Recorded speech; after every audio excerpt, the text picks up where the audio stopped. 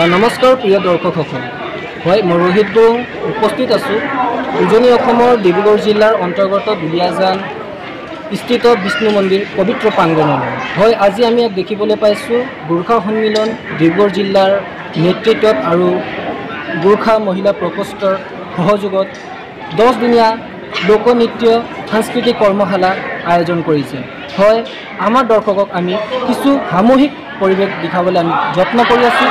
এই মাজতে আমাৰ ওচৰত উপস্থিত আছে অসম গোৰ্খা সন্মিলন ডিব্ৰুগড় জিলা সমিতিৰ উপ সভাপতি শ্ৰীযুত কুমাৰ ৰায় ডাঙৰীয়া।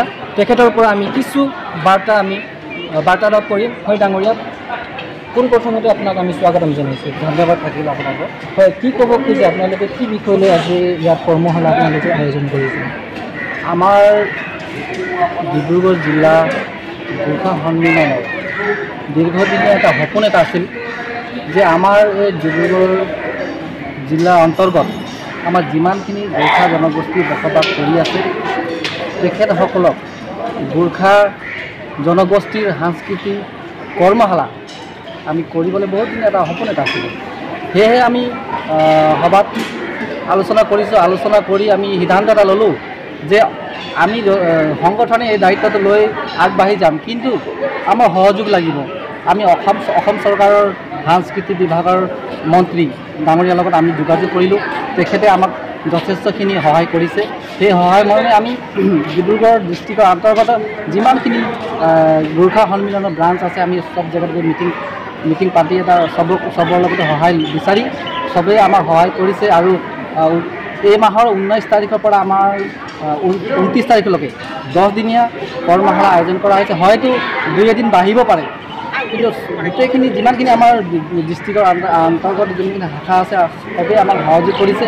চবক লৈ পেলাই আমি গোৰ্খা জনগোষ্ঠীৰ দেউচি, ভৈলী, মাৰণী, সংগিনী এইবিলাক আৰু পুখুৰী নৃত্য আৰু গোৰ্খা জনগোষ্ঠীৰ উপজাতি সংগঠন আছে তেওঁলোকৰ লগতো আমি সাঙুৰ লৈ আমি কৰ্মশালা আমি বিভিন্ন প্ৰান্তত আমি আয়োজন কৰিছোঁ। ঠিক তেনেমৰ্মে আজি যোৱাকালিৰ পৰা আমাৰ ইয়াত কৰ্মশালা আয়োজন হৈছে। যোৱাকালি আমাৰ ইয়াত শুভ উদ্বোধনত আমাৰ স্থানীয় বিধায়ক তেজেশ গোৱালা ডাঙৰীয়া তেখেতে আহি শুভ উদ্বোধন কৰিছে। তেখেতে আমাক আশ্বাসন দিছে যে আগন্তুক দিনত আমি চৰকাৰৰ ফালৰ পৰা গোৰ্খা জনগোষ্ঠীক যিমানখিনি সহায় কৰিব লাগে আমি নিশ্চয় আমি সহায় কৰিম বুলি তেখেতে প্ৰতিশ্ৰুতি দিছে। আৰু এই আজি কৰ্মশালাত যথেষ্টখিনি আপোনালোকে দেখিব পাইছে, যথেষ্টখিনি আমাৰ ভাইটি ভণ্টি বাই ভনী সকলোৱে ইয়াত ভাগ লৈছে, তেখেতে শিকিছে। আৰু আমি সকলো গোৰ্খা জনগোষ্ঠীক আমি সহায় বিচাৰিছোঁ। আৰু এই কৰ্মশালাত অকল গোৰ্খা জনগোষ্ঠীৰে সন্তান নহয়, ইয়াত অসমত বসবাস কৰা অসমীয়া জনগোষ্ঠীৰ সন্তানৰ ইয়াত আমি আজি নাম যেতিয়া আমি ৰেজিষ্টাৰ কৰিছোঁ, নামত ইয়াত বিভিন্ন অসমীয়া জনগোষ্ঠীৰো ইয়াত তেওঁলোকে আহি পিনে অংশগ্ৰহণ কৰিছে। আমি অতি আনন্দিত যে বিভিন্ন গোৰ্খা জনগোষ্ঠীৰ লগত বিভিন্ন জনগোষ্ঠীয়ে আমাৰ সহযোগিতা আগবঢ়াইছে, ইয়াত অংশগ্ৰহণ কৰিছে। ঠিক তেনেধৰণে আৰু বিভিন্ন অসমত থকা বিভিন্ন জনগোষ্ঠী গোৰ্খাসকলৰ সাংস্কৃতিক নৃত্য এইবিলাক যদি শিকিবলৈ যদি ইচ্ছা কৰে তেওঁলোকে আহি পেলাই আমাৰ সন্মানীয় প্ৰশিক্ষক যিজন ডাঙৰীয়া আছে তেখেতৰ পৰা শিকিব পাৰে।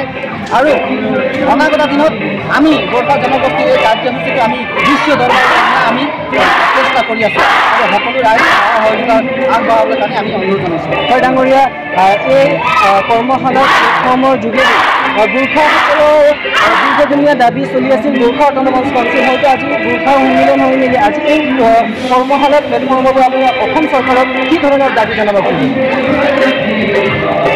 গোৰ্খা অসমত থকা লগতে থকা গোৰ্খা জনগোষ্ঠীও এটা সাহিত্য শাস্ত্ৰৰ এটা দাবী আছে।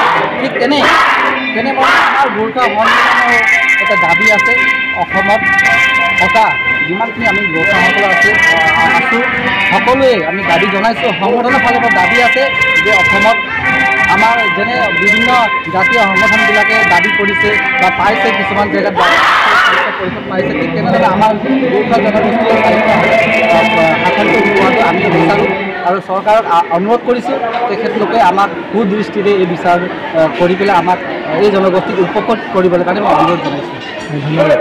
আমাৰ এই মৰ্মে আমাৰ মাজত উপস্থিত আছে নাহলীয়া শাখা গোৰ্খা সন্মিলনৰ সভাপতি প্ৰেম বাটু চেত্ৰী ডাঙৰীয়া হয় তেখেতৰ পৰা আমি কিছু বাৰ্তালাপ কৰিব খুজিছোঁ হয় ডাঙৰীয়া আপুনি কি ক'ব খোজে ৰাইজক আমাৰ এই দৰ্শকক আপুনি কি ক'ব খোজে কৰ্মশালা বিষয়ে কৰ্মশালা বিষয়ে মই সমস্ত আজি যে গোৰ্খা 7x24 দৰ্শকসকলক মই এইটো জনাব বিচাৰিছোঁ যে বেলেগ জনগোষ্ঠীৰ নিচিনা বেলেগ জনগোষ্ঠী যেনেকুৱা কৰ্মশালা দি এটা আস্থান পাইছে তেনেকুৱা আমিও এটা আস্থান পাম আৰু সেই বিষয়ে আমাৰ অসম চৰকাৰৰ পৰা সাংস্কৃতিক